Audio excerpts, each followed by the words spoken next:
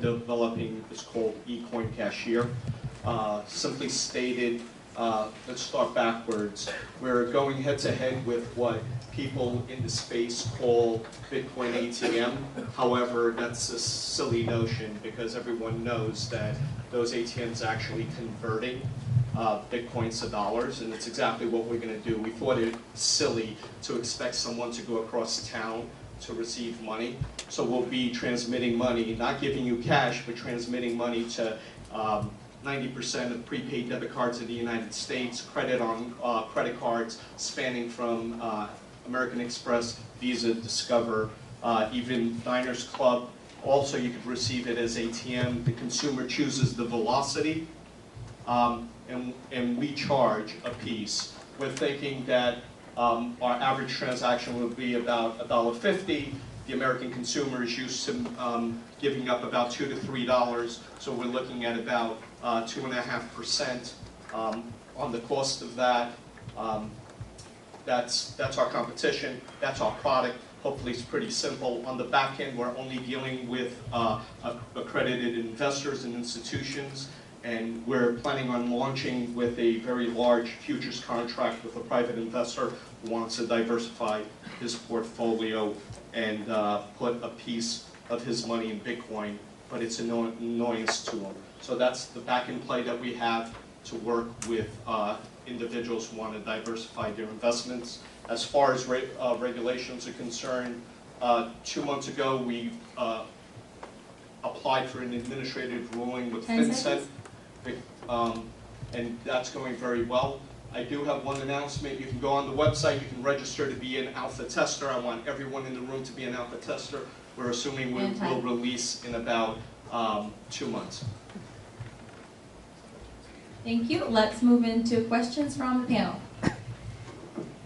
Can you only sell through your platform? We only purchase. We only purchase. Only purchase. We sell to institutional investors on the back end. It's how we're positioning our company to get a positive no MSB from FinCEN, and so far that's been going very well. What's the range of velocity that you can offer, and how does that affect the spread? Okay, the range of velocity is within an hour and 15 minutes. Okay, now that will vary depending on how many confirmations we want from the Bitcoin network before we release money. Okay, so very, very quickly, and that will cover 90% of prepaid debit cards in the United States, up to ACH. Now, because of FinCEN, I have to position myself as an investor in the back end, so I have to be able to have an office and receive checks also.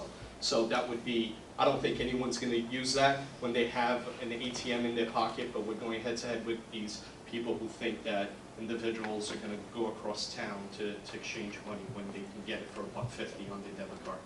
Well, what would be that would depend on the volume of per transaction that would go, because if people are transacting $10,000, they probably don't want it on a debit card, but if people are doing $50, they probably would, right? So what do you expect? What's your target customer, or what is target transactions? Great question. That's a cute notion. We're a startup and we're very sensitive to the regulatory authorities, so we're not initially going to go above $1,000, and we're going to cap at $8,000 at the end of the month. We're actually thinking of limiting it to $400 to $500 on purpose.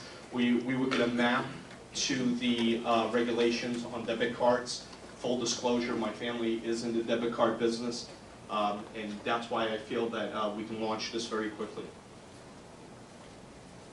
Did that answer your question? Absolutely. What's the website people can go to download it? They can't download it to be signed up as alpha. What they can do is go to eCoin Cashier and register to be an alpha user. As soon as we release, we want as many alpha users as possible. Of course, it's going to be a stripped down interface, and then fairly quickly afterwards, we'll be releasing support for several different types of virtual currencies. Any more questions? Let's move into feedback, and this time let's start with Matt. Yeah, so from my perspective, I think the regulatory aspect is a big question mark in my mind. I understand that you come from a prepaid background and that you're targeting accredited investors. But similar to the feedback before, anytime that you are accepting money and transferring it with Bitcoin, in particular any currency, the whole anti-money laundering to the consumer, all those aspects become critically important. So just making sure, to the previous feedback, that you feel like you have a good handle on that, even going down the accredited investor road, because that is where people in this space will get burned, is by stepping aside a little bit and trying to skirt the laws a little bit, and people will get shut down and their hands will get slapped. I think to simplify your messaging, you should say at the front, we buy gold for cash and put a line through gold and put Bitcoin.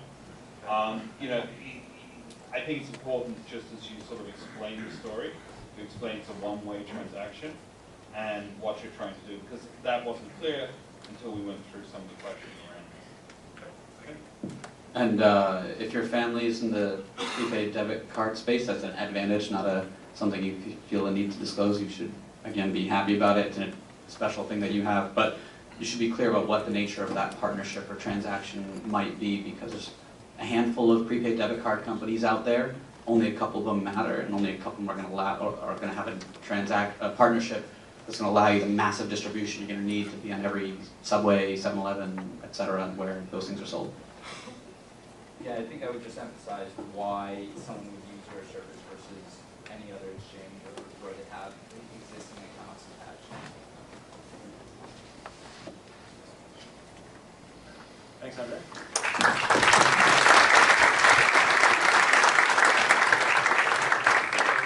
Next up is the last district for the break.